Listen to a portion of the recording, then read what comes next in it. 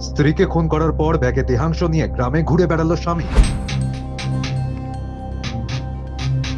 চাঞ্চল্যকর ঘটনাটি ঘটেছে জলপাইগুড়ির ময়নাগুড়ি ব্লকের ব্যাংকান্দিতে।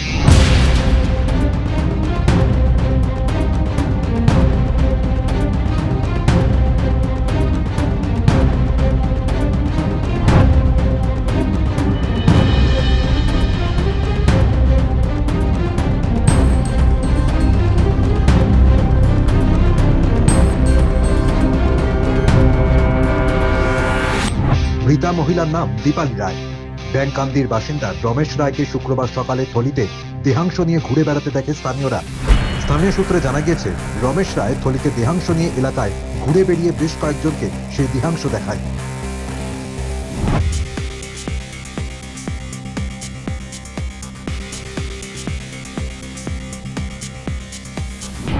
আর যা দেখে রীতিমতো ভয় পেয়ে যায় অনেকেই।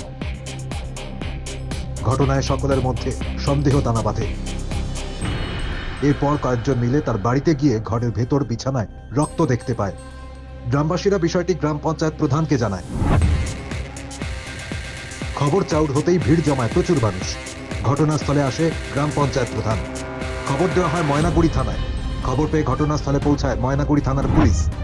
বাড়ি থেকেই রমেশ রায়ের স্ত্রী দীপালি রায়ের দেহ উদ্ধার করে পুলিশ।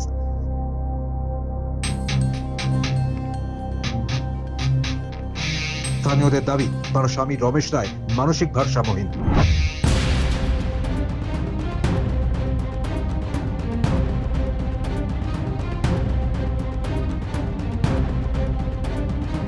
ঘটনায় রীতিমতো চাঞ্চল্য সৃষ্টি হয়েছে গোটা এলাকায়।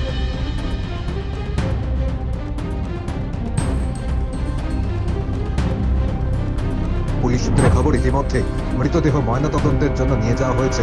পাশাপাশি ঘটনার তদন্ত শুরু করেছে পুলিশ।